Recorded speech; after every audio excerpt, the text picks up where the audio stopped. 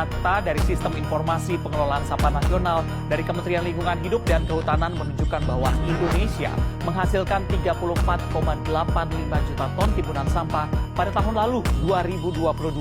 Dari total tersebut ada 12,13 juta ton sampah per tahun yang tidak dikelola.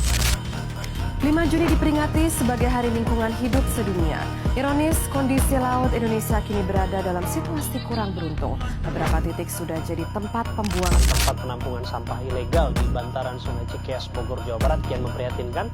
Tumpukan sampah menggunung hingga meluber ke aliran sungai yang menjadi batas wilayah Kabupaten Bogor dan Kota Bekasi. Sampah yang terus menumpuk dan menggunung.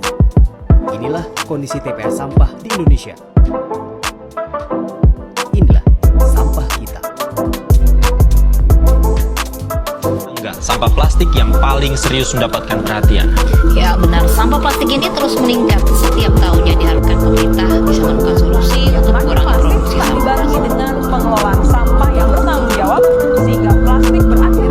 Kondisi laut Indonesia kini berada dalam situasi kurang beruntung. Beberapa titik sudah jadi tempat pembuangan.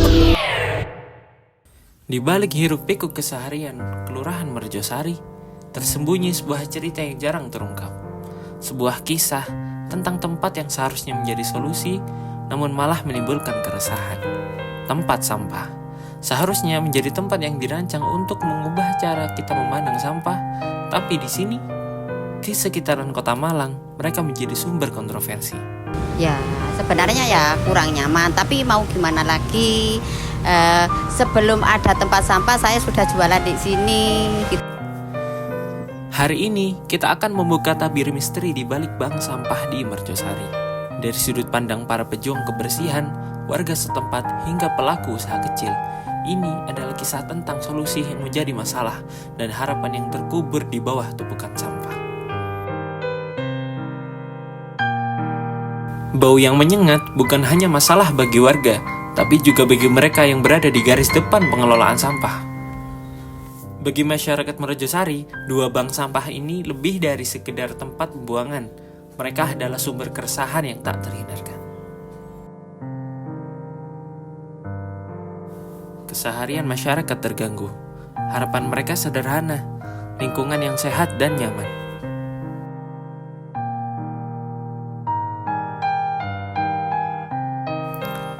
Bagi para pelaku UMKM, bau tak sedap bukan hanya soal kenyamanan, tapi juga soal kelangsungan bisnis.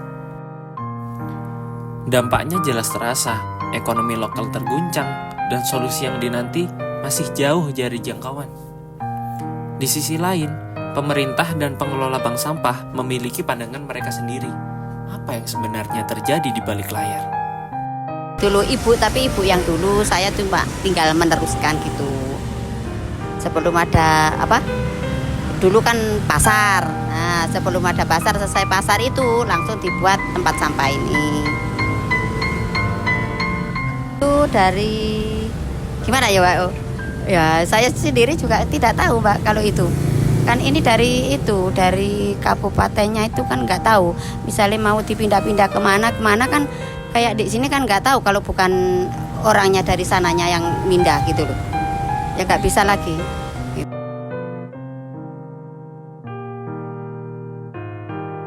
Ya sebenarnya ya ada kalau hujan. Terus misalnya kayak tempat sampahnya itu nggak diambil sampai 2 hari itu baru bau. Tapi kan sekarang sudah nggak bau lagi ya kan. Pola setiap hari itu diambil 1 hari itu 2 kali. Kecuali hari Minggu diambil 1 kali.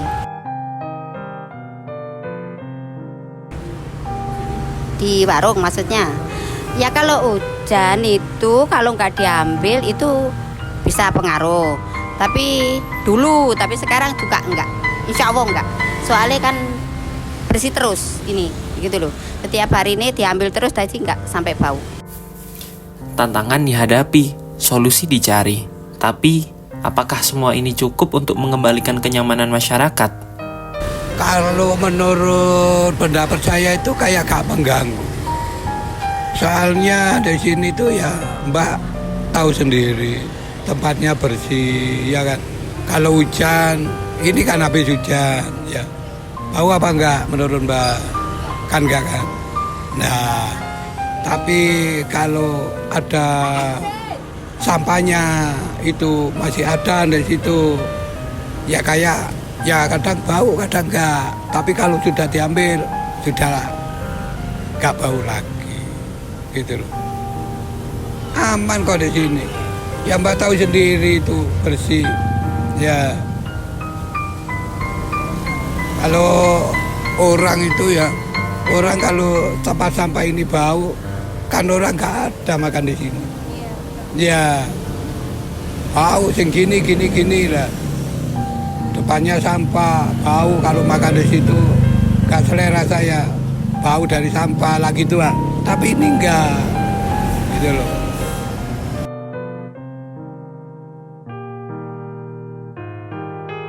Menjawab permasalahan ini, seorang pakar lingkungan dari Kota Malang yang telah mendapatkan gelar Kalpataru sebagai pembina lingkungan, Insinyur Haji Bambang Irianto, membuat sebuah terobosan baru dengan mengubah sampah organik menjadi biopori dan pot sampah yang dapat mengurangi penguapan gas metan berlebih dari suatu wilayah. Konsep biopori ini adalah menghasilkan sumur resapan buatan dengan menggunakan limbah sampah yang diolah menjadi biopori injeksi, sehingga mengatur kadar air yang berdampak pada berkurangnya penguapan. Inovasi ini telah sukses diterapkan di Desa Gelintung yang dijuluki sebagai Gelintung Go Green atau 3G. Hasilnya, 3 tahun berjalan sumur-sumur warga naik 5 meter, siang hari air bawah tanah menguap. Kelembapan udara di lorong kampung semakin baik untuk kesehatan, suhu udara di kampung turun, global warming turun, dan pada Oktober 2016 terpilih menjadi salah satu inovasi tingkat dunia di ajang Guangzhou International World Open Innovation 2017. Di tengah semua ini, harapan masih ada. Masyarakat Merjosari terus berjuang, berharap solusi terbaik akan datang.